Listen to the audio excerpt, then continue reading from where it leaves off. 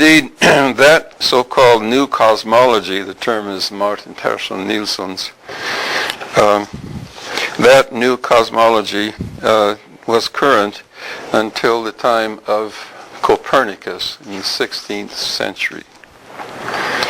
We take for granted the cosmology that replaced that so-called new cosmology, the ancient world, according to which the Earth is one of 9 planets in our system, or 8 since Pluto has been demoted, 8 planets that orbit the sun. The ancients knew of only 5 planets. Planetes is a wandering star. 5 planets plus sun and moon, all orbiting the Earth, which is at the center of the universe. According to the older version of the new cosmology reflected in Plato's Timaeus, the Earth is surrounded by 7 spheres, occupied by Moon, Sun, Venus, Mercury, Mars, Jupiter, and Saturn. In a later version, the Sun is moved to the 4th place. Plato looked upon the planets and the so-called fixed stars as divine beings. So let me draw you a picture of the new cosmology, if I can find my thing here. Oh well. Okay, here's the Earth. Then the moon and its sphere, the sphere of the sun, that's the most ancient version, and then the other planets.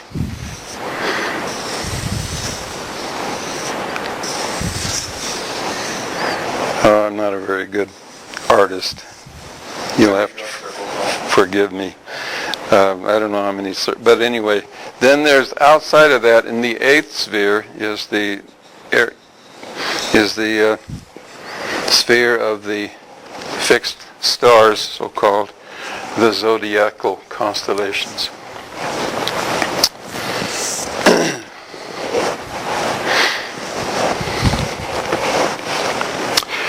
Now, this new cosmology is reflected in Gnostic sources, but with a crucial difference.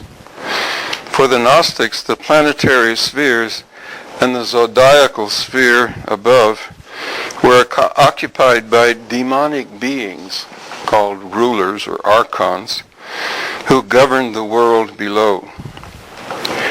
And one of the machinations by which this happened was a phenomenon called fate or destiny, hemarmene.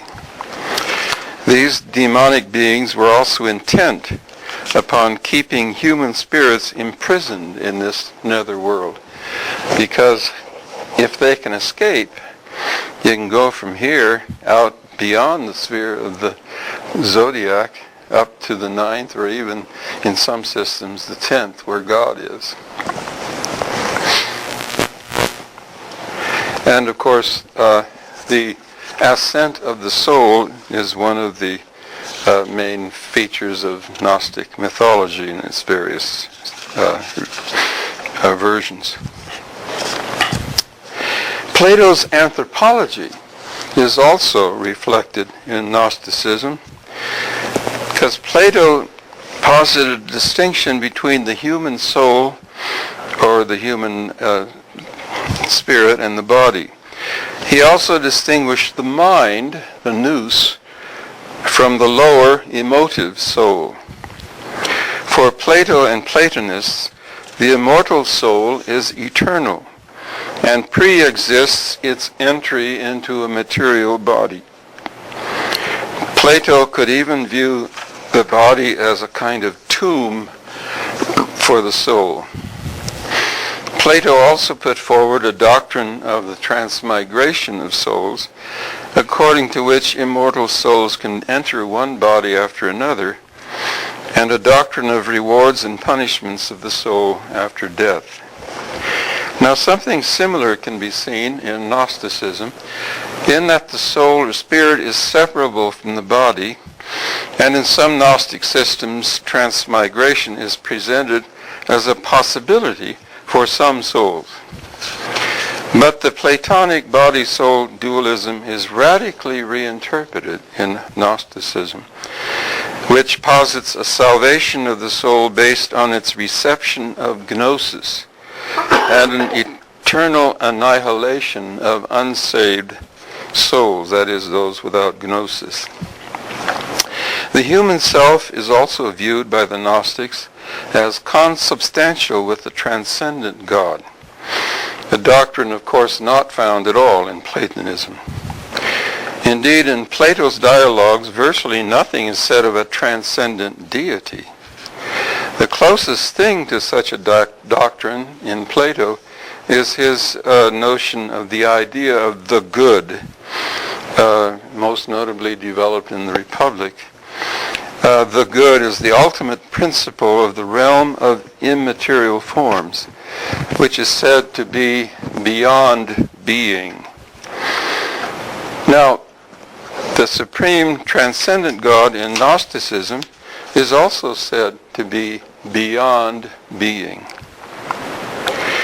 One interesting feature of Plato's works is his mythopoeia, his creation of various myths as vehicles for the transmission of his philosophical ideas. As we have seen, mythopoeia is a prominent feature of Gnosticism as well. But in Gnosticism, the myths are considered to be divine revelation, and certainly not vehicles for the transmission of human philosophy. So, while the Gnostic worldview is dependent in some way upon Platonist philosophy, it can clearly be seen that the Platonist elements have been reinterpreted in a non-Platonic direction, something that 3rd century Platonist philosophers such as Plotinus and his pupils certainly noticed. Plotinus, writing in Rome in the 3rd century BCE, included in his dialogues that are now called the Enneads, Nines. Enneads 2:9 is called Against the Gnostics. Now, as we've already noted, the Gnostics laid claim to a special kind of revelation received from on high. This emphasis on divine revelation is certainly not related to Platonism or any other kind of Greek philosophy. The closest analogues to this emphasis on revealed knowledge are to be found in post-biblical Jewish apocalypses, revelations, dating from the 3rd century BCE into the 1st century CE. One of the most important of these apocalypses is the first book of Enoch, which consists of 5 main sections dating from the 3rd century BCE to the 1st century CE. In 1st Enoch, the antediluvian patriarch, who in the Bible is reported to have been taken by God to heaven, Genesis 5, reveals to his descendants secret knowledge that he has received on his heavenly journey. This special knowledge is reserved for the elect people of God in the end time. The kind of Judaism that is exemplified in 1st Enoch and similar Jewish apocalypses is referred to as apocalyptic Judaism. Now, this is the variety of Judaism that is now well attested in the Dead Sea Scrolls, a library of biblical and Jewish literature belonging to a Jewish sect whose main settlement was located at Khirbet Qumran, beneath the cliffs overlooking the Dead Sea. Indeed, revealed knowledge, Hebrew da'at, is an important feature of many of the Qumran writings, and a number of fragments of the original Aramaic version of 1st Enoch have been found among the Dead Sea Scrolls. It must, of course, be emphasized that the content of the revealed knowledge in Gnosticism differs radically from that of the Jewish apocalypses. In the Jewish apocalypses, secret knowledge of the workings of God's created order and his plans for his people are presented. The revealed knowledge in Gnosticism, on the other hand, emphasizes knowledge of the divine self and the means whereby the soul can return to its divine origins. Now, an important constituent of Gnosticism is a metaphysical dualism, as we've already talked about, like Platonism. And dualism is also a feature of apocalyptic Judaism, but in the latter, the dualism is more of an ethical dualism that involves contrast between good and evil, light and darkness, and a divine struggle involving God and his angels on the one hand, and the devil under various names and his angels on the other. Even so, it can clearly be seen that Gnosticism has borrowed some of these elements from Jewish apocalypses. For Gnosticism, too, sets up contrasts between light and darkness, good and evil, and so on. However, in Gnosticism, the world creator is often depicted as a demonic being, akin to the devil or one of the evil angels in Jewish apocalyptic literature. Another feature in common between Gnosticism and apocalyptic Judaism is the production of revelatory literature. In fact, a number of Gnostic writings can be called, and are called in their titles, apocalypses. And they can be so defined in terms of their literary genre. Finally, the eschatology that is characteristic of Gnosticism clearly has biblical and Jewish roots. The cosmos as we know it will end, and God's elect will enjoy their eternal salvation. Now, the main difference between Gnostic eschatology and biblical Jewish eschatology is that Gnostic eschatology is focused on the return of the individual soul to its divine origins.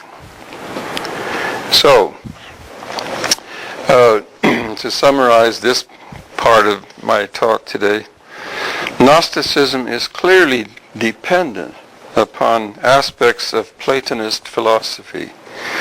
It is also clearly dependent upon aspects of Jewish religion, most notably apocalyptically oriented Judaism. The most plausible way of explaining these dependencies is to posit a Jewish origin for Gnosticism involving Jews who had imbibed a good deal of Greek philosophy. Philo of Alexandria, who lived in the early 1st century CE, is probably the best known example of a Jew who was deeply influenced by Greek philosophy. Indeed, a historian of Middle Platonism would, as a matter of course, include Philo in his or her survey of the evidence. But it's clear that Philo was no Gnostic. So, let's here posit as a conclusion to this part of my little spiel here, that what we call ancient Gnosticism originated among unknown Jews who incorporated aspects of Platonism into their innovative reinterpretations of their ancestral traditions. That is the most plausible conclusion that can be drawn from the sources available to us. But now, what are these sources? Before the discovery of the Coptic manuscripts, virtually our only knowledge of Gnosticism came from the ancient church fathers, the most important, no doubt, of which is Irenaeus, whom I have mentioned before. Before him, there was Justin Martyr, who is important for our knowledge of Simon Magus. And then after Irenaeus, Hippolytus of Rome, Tertullian of Carthage, Epiphanius of Salamis, who wrote in the 4th century, and others even later. But since before the discovery of the Coptic material, we were so dependent upon the Church Fathers, it was virtually a conclusion amongst church historians that ancient Gnosticism arose as a Christian heresy. All that has been changed by the discovery of the Coptic sources. I want to take a look at the Sethian Gnostics preserved in Coptic, but I should mention also, before I do so, the Mandean and the Manichaean writings. The Mandean writings go back to a very early time. These writings were reproduced by scribes writing one after the other. And each time a scribe would copy a Mandean text, he would add his own colophon, or he or she, because there are female scribes too amongst the Mandeans. They would add their own colophons to the manuscripts. And one of the scholars of Mandeism, whom I know personally, as I do, of course, Kurt Rudolph, is her name is Jacobsen Bentley, Jorunn Jacobsen Bentley. She's Norwegian. I don't hold that against her, even though I'm a Swede. And she has studied these Mandean colophons and has found out that the earliest dated colophon in these later manuscripts go back to the 2nd century of our era. And as I've already pointed out, Kurt Rudolph has suggested, and others, Makuk and others, that Mandeism goes back to 1st century Palestine. And then in addition, there are the Manichaean writings. In the form of Manichaeism, Gnosticism became a world religion that existed from the late 3rd century into the 17th century in China. In the West, of course, it was pretty much blotted out. Now, let's look at my list of the Coptic writings preserved from so-called Sethian Gnosticism.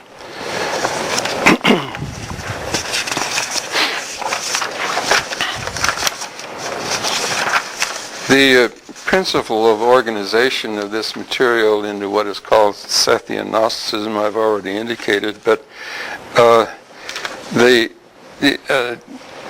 to make it more clear, these tractates are clearly related to one another and show thematic or literary independencies. A prominent feature of these interrelated texts is the notion of an elect group of people who see themselves as the spiritual seed or race of Seth, son of Adam. So the Gnostics refer to themselves as gnostikoi, but also mythologically as members of the seed or the descendants of Seth, son of Adam. But it's a heavenly Seth, because they posit a heavenly version of the lower Seth, the earthly Seth. Study of these texts has led scholars to posit that variety of Gnosticism we call Sethianism, featuring a distinct system consisting of the following elements, and I'll elaborate on these in a little while. A focus on Seth as a kind of savior figure, and more particularly as spiritual ancestor of the Gnostic elect. And then in terms of their theology or theogony, a primal divine triad, not Trinity, but a triad. The invisible Father, his first thought, often called Barbelo, and their Son, in terms of his emanation from them, called autogenes, or ungenerated, also called Adamas. And then below them, 4 emanated light beings, or luminaries, called Harmozael, or Roael, Davithe, and Eleleth. And then there are other super-terrestrial beings related to them. A salvation history that is thought of as 3 descents of the Savior, or 3 critical periods marked by flood, fire, and judgment, and rituals of baptism and ascent. In ancient Gnosticism, there was no Eucharist. 14 of the Nag Hammadi, there are 14 Sethian tractates preserved in Coptic. And let's look at our list. The most important of these is the Apocryphon, or secret book of John. I put in parentheses here in this list the translation of the title used in the most recent editions of the Nag Hammadi scriptures. This one, I'm sure all of you have that. No doubt. The Apocalypse, or Revelation of Adam, Trimorphic Protenoia, or 3 forms of first thought, Hypostasis of the Archons, or nature of the rulers, the Thought of Norea, the Gospel of the Egyptians, or the Holy Book of the Great Invisible Spirit. There are 2 versions of that. Melchizedek, 3 steles of Seth, Zostrianos, Allogenes, the stranger, Marsanes. Then there's another Coptic manuscript discovered in the late 18th century by a man, he bought it in an antiquities dealer named Bruce. That's why it's called the Bruce Codex. And it consists of a number of works, books of Yehu, for example, but one of these is an untitled text that has Sethian features. Then, more recently discovered is the Codex Chakos, in which now we have the now famous Gospel of Judas and the Book of Allogenes, which is very fragmentary.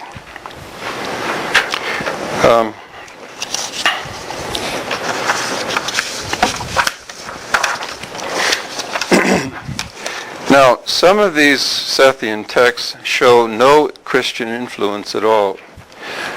Apocalypse of Adam, Thought of Norea, 3 steles of Seth, Zostrianos, Allogenes, and Marsanes. Of these, the first reflects strong Jewish influence, and the last 4 strong influences from Middle Platonism. Other tractates show various degrees of Christianization. The Apocryphon of John, the Trimorphic Protenoia, Hypostasis of the Archons, and Gospel of the Egyptians. Melchizedek is a text whose Sethian features appear to be later accretions. Christian influence is clearly present also in the late untitled text from the Bruce Codex, which is sort of a mishmash, and people don't pay much attention to it anymore. It's a very late version of Gnosticism. And then the 2 tractates of the Codex Chakos. Clearly, the most important of these tractates is the Apocryphon of John, which can also be taken as the best example we have of what can also be called classic Gnostic scripture. Now, before we take a break, I want to break off here and ask if there are questions and discussion. And then we'll take a break and then come back, and I want to talk a little bit more about the Apocryphon of John. You were talking earlier about the Platonists and their especially Plotinus' disagreement with the revelatory knowledge that the Gnostics have. Does he mention the oracles at all? I don't know if Plotinus. The Chaldean oracles? No, the Greek oracles, the Sibyl and all that sort of revelatory knowledge that's in their own tradition. Yeah. The Sibylline oracles exist in the most ancient forms of them are Jewish writings attributed to the Sibyl, who is a prophetess originally from Mesopotamia. And writings attributed to this Sibyl, this prophetess, appeared in Greek in various centuries before Christ and especially after. Most of the Sibyllines are Christian. I don't know of any that are Gnostic. Well, I was just wondering. Are you thinking Delphi? Delphi, and I was just wondering about the Platonists, actually. I know the Platonists objected to the Gnostics because of their revelatory knowledge. I wondered what their opinion was of the oracles, Delphi and Sibylline. So far as I'm aware, they didn't have the ancient Greeks. I'm going to sit down here. The ancient Greeks treasured very much the Sibyl, and a lot of in Rome there was a whole collection of books called the Sibylline Oracles, and we don't have any of these left, so far as I know. But the Jewish and Christians are writings that are sort of modeled after that. They're written in Greek hexameter verse and attributed to this ancient Sibyl. The main idea here is that our religion is so old it was prophesied by the Sibyl of Cumae. If I understood correctly, first of all, I think that the overarching claim that you made early on, that Gnosticism represents essentially a Jewish source that is Hellenized.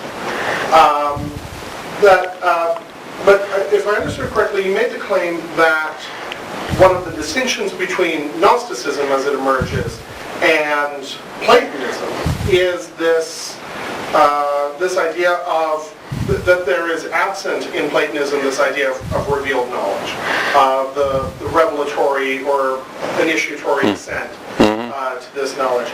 And I wonder how you'd respond to a reading of the Divided Line of Plato, Book 6 of Republic, where we see this very specific ascent through different kinds of knowledge. Yeah, the various spheres, the myth of Ur. Yeah.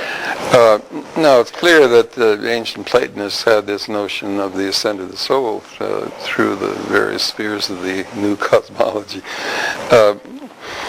And in some cases, it was, if they hadn't behaved correctly when they got there, they were kicked back down to earth.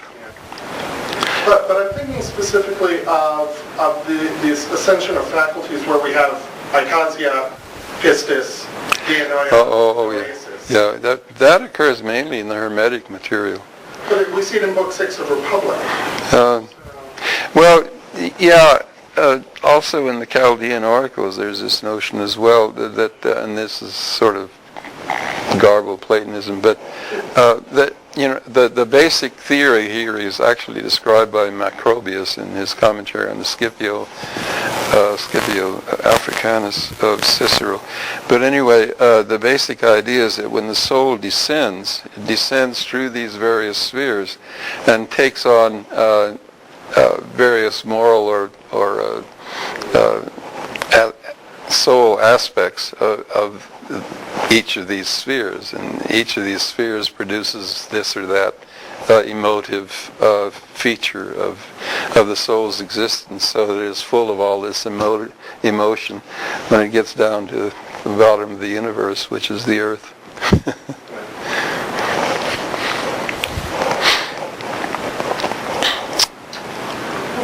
If there are no more questions, why don't we go ahead and take a quick break? How long do you want to break for? Oh, how about 15 minutes? 15 minutes, and then we'll reconvene. And then I'll want to take a special look at the Apocryphon of John.